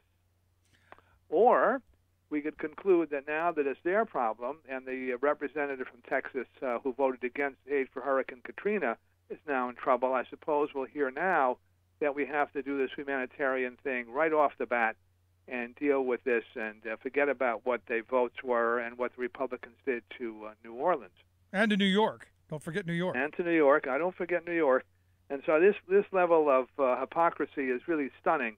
In addition, as you know, or maybe your listeners don't know, it was early this morning on CNN, they had a guy from Texas who was in charge of dealing with storms and climate and so on and so forth, part of the Texas government, saying that they had been talking about building or not building on the floodplain now for some time. So here's the result. You have people who built on the floodplain. You have federal insurance for this. You have the federal subsidy. That's you and I for a building code that doesn't exist, that really hurts people. And now we're going to be asked to pay for it when the very people who objected to having people pay for having us as taxpayers help out New Orleans and New York voted against it. So I think this is just stunning, actually. And we'll see what happens. I think that we all know that Trump is going to rally to the Texans and ignore the real needs to deal with flood issues, with insurance, and, of course, with the infrastructure. Yeah, and the other part of this that I'll find interesting, Frank, is how they deal with not just Texas, but also Louisiana, because Louisiana is being flooded as well. Well, yes, and we'll see whether or not the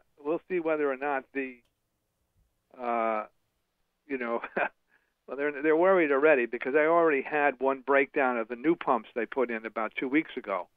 So we'll see what happens this time. But obviously, from my point of view, and I think the point of view of everybody, and all working people, you don't want to see people hurt any place. And we do want the federal government to intervene, and we do want them to help out people. But I don't think we want to set up a situation where we're financing, a go-go real estate operation that basically puts people in harm's way because there's no other housing that's being built. So, there has to be an overall solution here, because this is the first of many of these incidents that we can expect over the next 10 or 20 years. And if you listen to the scientists, they're saying it's going to get much more extreme as these weather events, which used to be once every 1,000 years, become more frequent. Well, yes, and we see this already in Florida with higher waters and a lower freshwater table. Every place on the coast is being affected. And this is the time, if there was vision on the part of the Trump people, to really take this seriously. And, of course, it would be easy, because this is the kind of infrastructure work that would be, very, very positive and would raise the wealth in these communities. But we'll see what happens. It looks like it's going to be a press event, and who knows what he's really going to say. But it does not look so far like they're going to address the real basic problems, because you have the governor of the state denying that these problems exist. Well, we've got a president who pulled us out of the Paris climate change Right. accord. Well, I mean, he opposes it. It's sort of like who was it, King Canute, who was going to deal with the tides or something. But this is serious for our country. This is one of these moments where vision and thought needs to be, put into play. And obviously, I and many, many other Americans fear for this. We'll see, but it doesn't look good. And it certainly doesn't look good for the people on the coast of Texas. Just as a personal note, my family, my mother's part of the family, actually were merchants, Jewish merchants in Galveston, Texas. They had just gotten there in time for the Galveston flood in 1910, I believe it was, when thousands and thousands of people were killed by this huge tidal wave, huge hurricane that came by. And that's where Galveston got its seawall from. Well, this is 110 years later, and now we're faced with similar catastrophe. And it's time, really, for people to take heart here and to take charge of their lives and not be in charge or not allow people from the 9th century to be in charge of the science. Yeah, good point. Let me ask you this, because I was talking about earlier will we see Donald Trump pull what George W. Bush tried and suspending the Fair Labor Standards Act in this cleanup? Well, since he wants to suspend it anyway, I think that he's going to do everything possible to use this as an excuse to undermine standards in the construction industry and in the industry in general. I just don't see that we're going to see this kind of leadership overcome his predilection to undercut wages and working conditions. So you're going to side with me that the kleptocracy will be fully emboldened by disaster capitalism. Well, I even today, in the paper they mentioned that there was a small thing that people, who knows these things, right?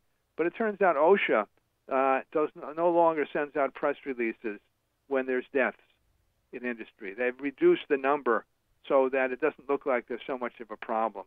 So if he's willing to spend time and effort and have his administrators do this kind of micromanaging of information so people don't know what's going on, do I think he's going to, uphold labor standards? I doubt it. Yeah, I mean it's scary stuff, and it's. But again, I mean, you look at the messaging. He doesn't uphold constitutional standards. I mean, that's the thing in Arizona. I mean, here you have a situation, and we had just posted a editorial on our WIN website, or it should be up shortly, about this, where you have the President of the United States undermining the Constitution of the United States. Yes, he has the right to pardon people, that's for sure, but there's usually a procedure which he just ignored. But the most important thing is this. You have a judge that says, hey, the sheriff attacked the constitutional rights of people based on race and ethnicity. That's you can't do in this country, in theory. And the sheriff is then found in criminal contempt. In other words, the sheriff was found that he wasn't not only violated the law, but when it was called to his attention, said to the judges, forget it. Okay, well, and then the president pardons that behavior. Well, what kind of message does that send? What does that do for this country? And he does it on Friday night, just as the hurricane is approaching. So I think with the hopes that a lot of this will get lost in the hurricane reporting. Yeah, but look, after Tuesday night's event, nobody doubted that he was going to pardon Arpaio. Nobody doubted it. That's true, but he did it in such a way as to minimize any kind of public discussion. Now, let's be serious here. How serious, how dreadful this is, and how potentially destructive it is. It isn't just that it's immigration or something like that. Let's talk about labor history and the experience of working people with judges and injunctions. It hasn't been so hot. There's been a lot of injunctions that have been issued against unions.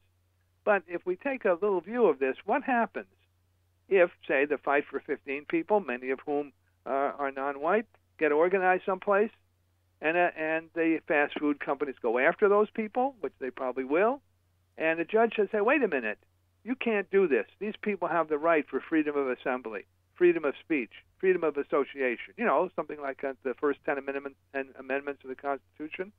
And the judge says, you can't do this.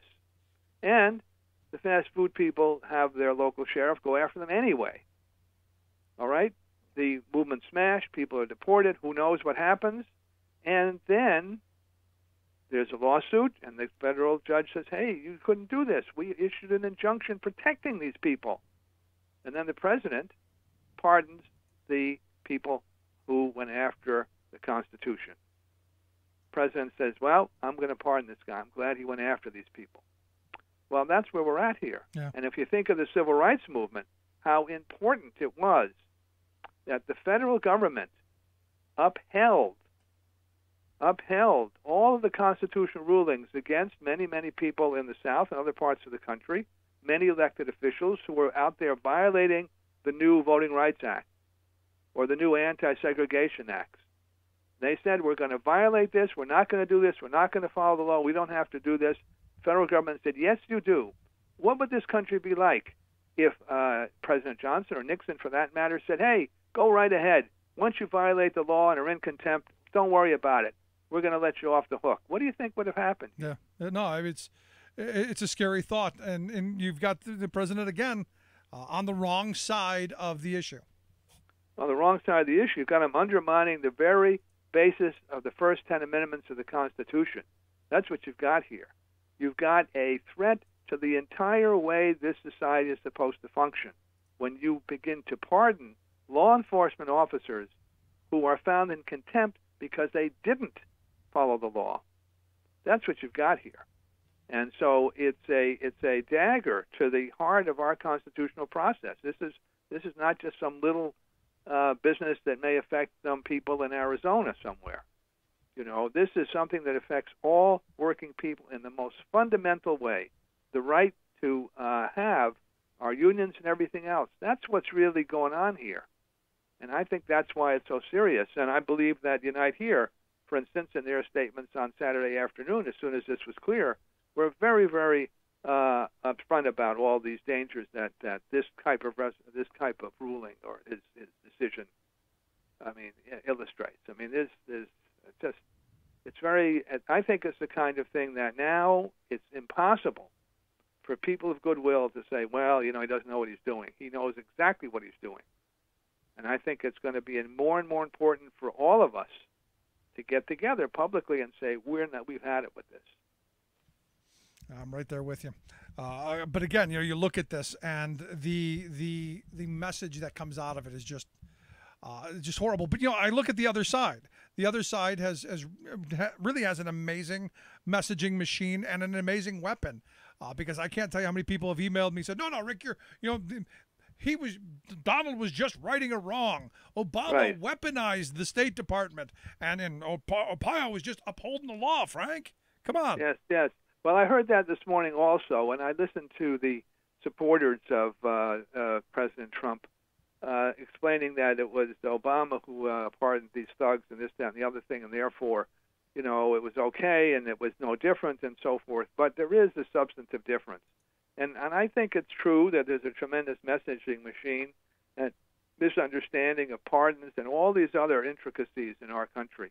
But I think once it gets down to something, we have to make it clear that you can peaceably assemble. But an armed mob with torches and weapons that are loaded, that's different. That's not the same kind of freedom of speech that people were talking about. When you say to somebody on the street, hey, I think we're going to arrest you because you look Mexican, and the guy is some dishwasher going to work somewhere, that's an attack on all working people. Nobody is safe under those circumstances, because just the fact that you can be arrested and dragged off, by the time all this gets straightened out, you could lose your job and everything else, no matter what your so-called legal status is. And I think this kind of fear is the kind of thing that sort of eats away at a society, and that's the last thing we need. Scary times we live in, again, which is why the organizing, the coming together, the silent majority, the good, decent people who have remained silent have to come forward, step up, and say no more. Frank, I appreciate the time. Always great talking with you. Well, thank you very much, and we'll be in touch. Good stuff. Frank Amspec, he's the executive producer over at Workers Independent News. The great 3-minute clips you hear at the beginning of every hour. Quick break, right back. Stick around. You're listening to The Rick Smith Show.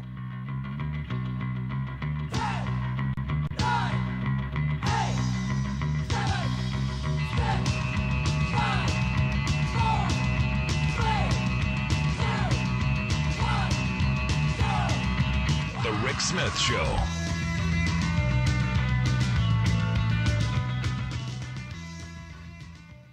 I'm Rick Smith, and this is Labor History in 2. On this day in labor history, the year was 1934. That was the day 7,000 white and Filipino lettuce workers in California's Salinas Valley walked out on strike. Salinas was the lettuce capital of the world. The division of labor in the valley was largely ethnically based. Filipinos did much of the field labor, while whites worked in the packing sheds. At the time, Filipinos made up 40% of the total agricultural workforce in the Salinas Valley. They had founded the Filipino Labor Union a year earlier. White packing shed workers had organized into the AFL's Vegetable Packers Association. While the VPA had been reluctant to work with the FLU, they now sought to join forces in strike action. Both unions agreed neither would return to work until both had achieved victory. Together, they demanded wage increases, union recognition, and better working conditions. Losing $100,000 a day, the growers soon imported scabs of all races. They enlisted the California Highway Patrol to arrest striking Filipinos on incitement and vagrancy charges. Soon, the VPA agreed to arbitration, leaving the FLU to continue the strike alone. Some speculated the members were threatened with the loss of their charter if they refused to return to work. The striking Filipino workers continued to organize job actions and experienced increased retaliation as a result. VPA leaders publicly distanced themselves from the Filipino strikers, and racially charged vigilante violence intensified. It culminated in the burning down of the labor camp where hundreds of Filipino workers lived a month after the strike began. Vigilantes then drove as many as 800 Filipinos from the valley at gunpoint. The strike was officially called off, and those that remained returned to work. By October, both unions had won wage increases. I'm Rick Smith, and this. Here with your World in 2 minutes, I'm your host, Luke Vargas. The World in 2 is taking a week off before a busy September, but we recently taped an interview with Harvard's Graham Allison, author of the new book, Destined for War, Can America and China Escape Thucydides' Trap? Graham shows in his book that ruling powers like the U.S. often make foolish decisions when displaced by a rising power like China. Given that dynamic has led to war many times in the past, I asked him what American leaders can do to make sure the U.S. population doesn't start beating the war drum. Basically, nationalism is a very powerful force in both places. And if I just take the China side of this, for Xi Jinping, he's got two ways to legitimize essentially his authoritarian rule. The one leg he stands on is, we perform better than other governments in giving you what you want in terms of economic well-being. So he's been running an economy that grows 3 or 4 times the rate of the U.S., and he's continued to do that. And people say, okay, if you deliver the goods, you can drive the bus. The other leg that, though, he's been building up is Chinese nationalism. Be proud of China. Long before Trump was making America great again, Xi Jinping unfolded his banner, which is to make China great again, because of the great rejuvenation of the great Chinese people. And Chinese nationalism, as you see, particularly in the social network conversation, and especially among younger people, they are very proud that China is now standing up and being stronger and pushing back. So we know historically that nationalist instincts in which then any compromise looks like it's treason, or any unwillingness to stand up looks like it's, sniveling, is very, very dangerous. And I think that's true not just in China, but in the U.S. Thanks for listening to The World in 2 minutes. We'll be back on Monday with the news.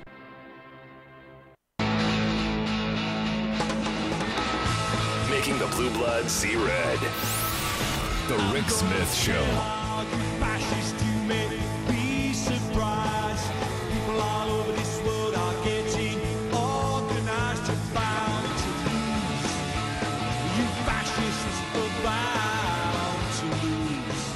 MarketWatch.com has an interesting story. The headline reads, "One theory why income inequality has grown in America. Right-to-work laws could be making matters worse for all workers."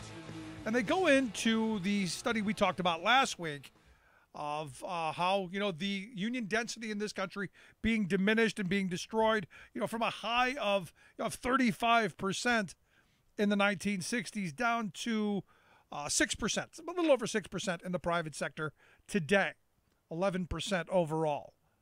But going from 35%, which gave real significant bargaining power, down to 11% or really 6% in the private sector.